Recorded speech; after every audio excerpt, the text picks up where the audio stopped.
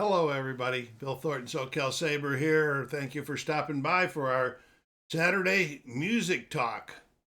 This is be the sounds of the albums and CDs that I listened to this week. And at the end, I'll pick two that I liked the most out of all of them. And so let me know when I'm going along. Put some comments down there and about the albums I picked, or whether you have them or not, and what's your favorites. Before we get going, go down there and hit that like button. If you're watching and haven't subscribed so yet, please do so.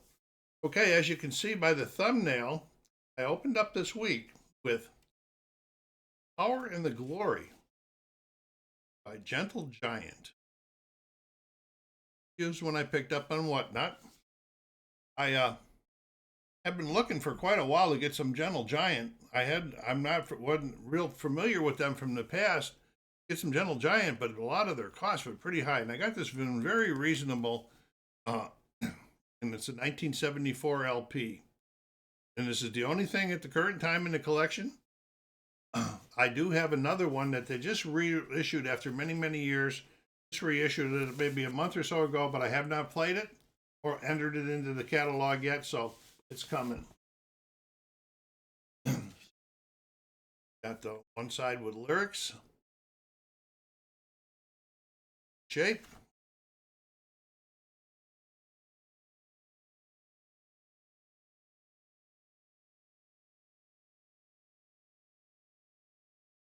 this I had only gone by reviews by other people, and I never listened. I didn't go out and do any streaming or anything. So this was the first time I heard Gentle Giant music, and it was different. But it fits the bill for me for Prague. But it's something that I probably going to have to listen to a few more times. Their style, music, I really like it. I did like it. This was the sixth album by the British progressive rock group. Peaked at number 91 in Canada and 76 in the USA. It's a loose concept was hatched for the album prior to the recording. At the time, the Watergate scandal was happening. Cold War issues were coming to a head. So the concept of the album was based on the corruption of power, how people on the bottom are affected by people on the top. Money and power will win no matter what, and people. So that's what the concept's all about. I will give it a good for my first time listening to them. That's Gentle Giant's 1974 album, The Power and the Glory. All right, what we got going here next? Next, we got a 1974 LP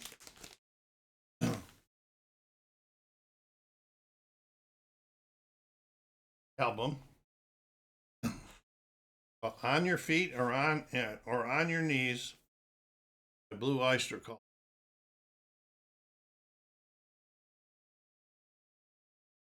Now have 4 LPs by Blue Oyster Cult in the collection. Who liked them? I missed them. There was another one of the groups I missed during their heydays. I don't know what was in it. This is 1975 album. 75, I was Michigan, getting ready to go over to Europe. This album reached number 22 on the Billboard 200, and so doing becoming the band's highest charting album in the U.S. In gatefolds, better show you the gatefold. The album features 3 songs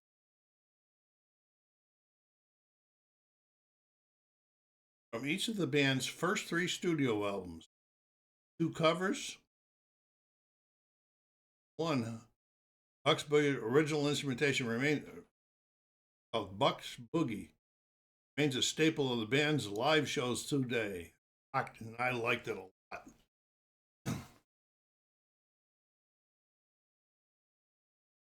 Take a look at the vinyl here.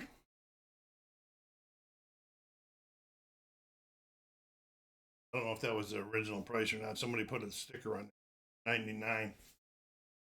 Selling it sometime. Life, like I said, it's 50 years old now.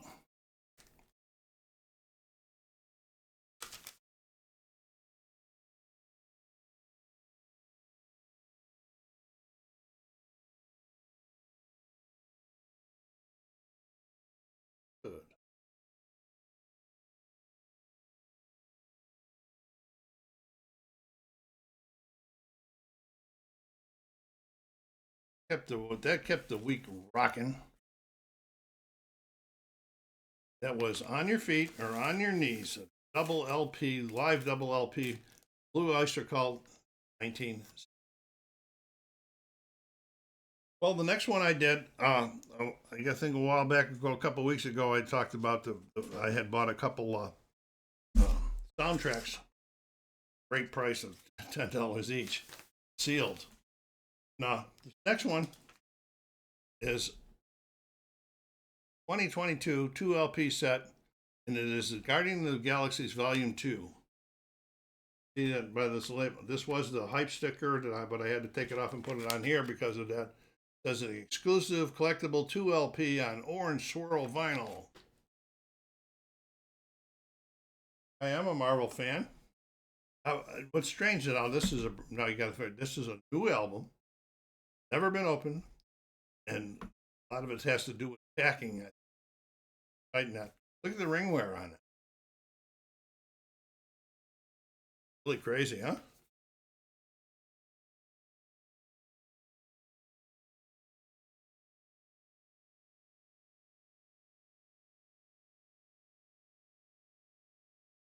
Two LPs. The first LP, I'll call it the classic rock LP because it had a lot of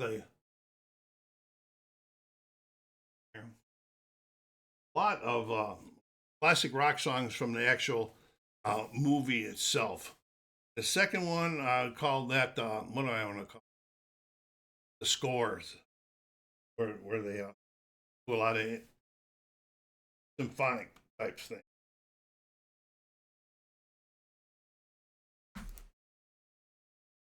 No, it did. It peaked at number 4. It finished 207 in 2017. Okay, as the country's 8th highest selling album, 600,000 copies that year. Pretty cool. Also the best selling album on cassette tape in the United States in 2017. Didn't buy it on cassette tape. PG for listening. It's a swirl. There's not too much of there's a little swirl in there, yeah, but you can barely see it. A bit more white, but again, a look. But it's in the collection. I enjoyed listening to it, the whole thing. So that's the 2022 LP, the soundtrack, Guardians of the Galaxy Volume 2. Got one more, but I didn't do it. I didn't listen to it. Up for you. Then the next one I got, another Whatnot I picked up. There's another John Mayall album called The Turning Point. After I did some research, by that we'll talk about in a minute. 1970, so this is 55 years old. I have 2 LPs in the collection by John Mayall. There was no inner in this. Got a little bit of damage here. 55 years old, but it played very nicely. Very nicely.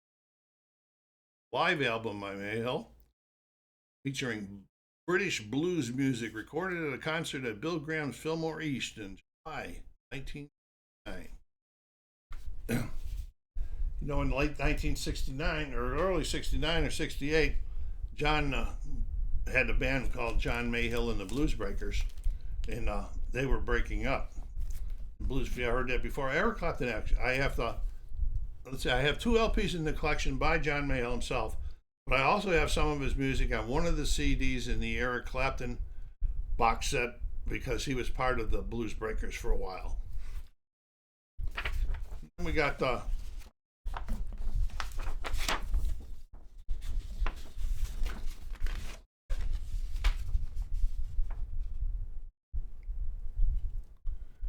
anyway, after the breakup of the Blues Breakers, he was putting together a new band. From what I read, he decided to have the band would play low volume music or music without heavy lead guitar or drums. You know, and I thought the sound was very good. I really did enjoy it, and it was more, it was still bluesy, but it was more leaning on like blues and jazz. So it was pretty cool. Nice, different sound to hear, having the collection. It played pretty well for an old album. I'll show you it's in pretty darn good shape.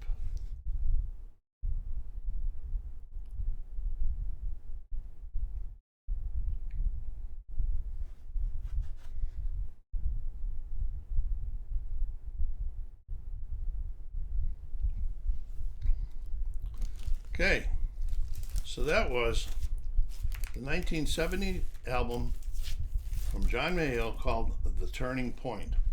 I guess when I say that he wanted a new sound to the music, was the turning point of that creation. That's what I'm just guessing. I couldn't read nothing up on why he named it that.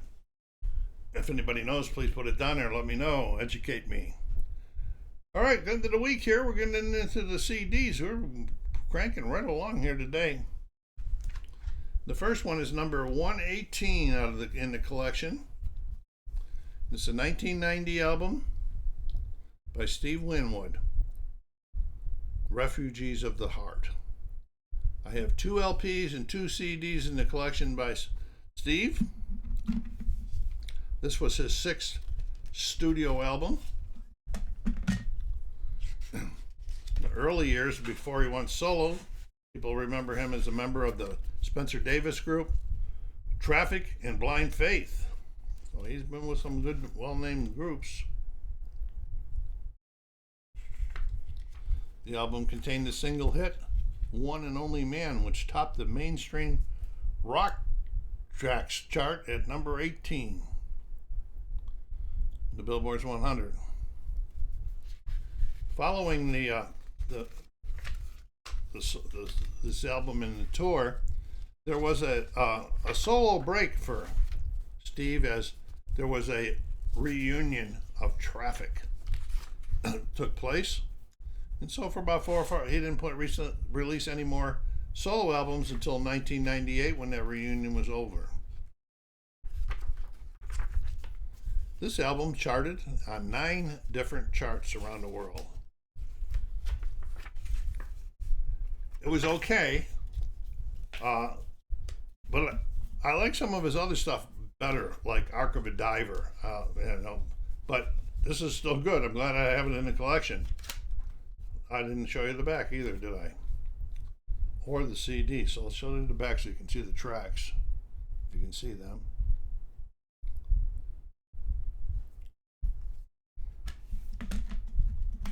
And the CDs, that's a pretty cool label.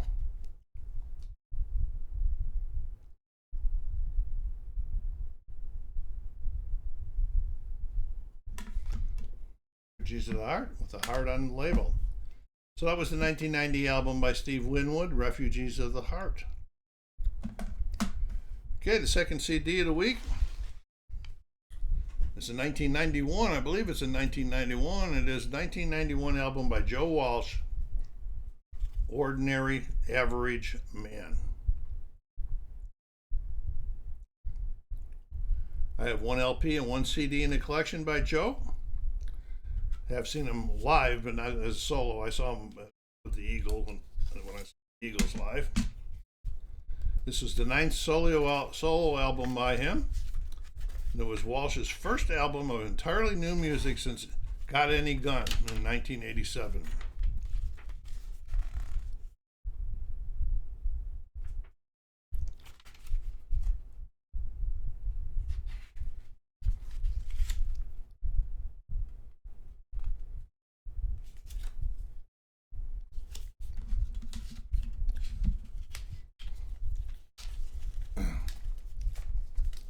It was his first solo album to be released internationally by Epic. Following a 4-year alliance with the Warner Brothers Records, he went to Epic and got it released. This met with critical reception. A lot of people didn't like it. They said it did make it to 112 in the U.S. But they just didn't like it. They said that the material was bland or dry or something. I don't know what they said. Overall, I liked it okay. Glad it's in the collection. There's a couple songs on here I really like. See if I can remember which ones they are. I'm having a hard time seeing it. Or Ordinary Average Man, the title track. That's one that I liked. And Alphabetical Order, I liked. That's almost like another song that I think it was King Crimson did one or something like that.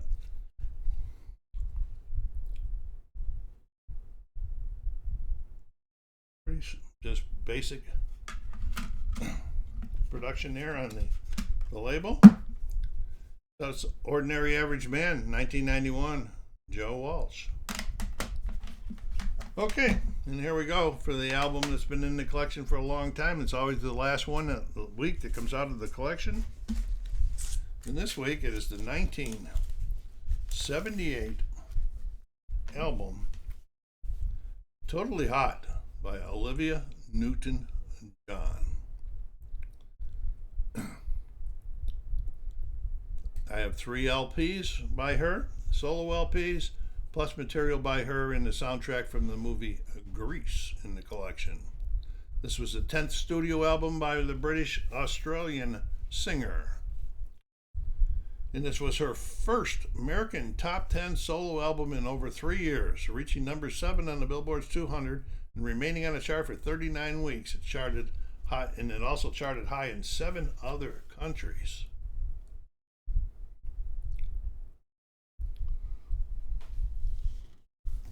Boy, this is still in really good shape. See, that's 22, 47 years old on this one. And I liked it. You think back on the music from Grease and from other ones that she did, and I like the upbeat, the pop rock. And to me, she just sounded like a more mature singer.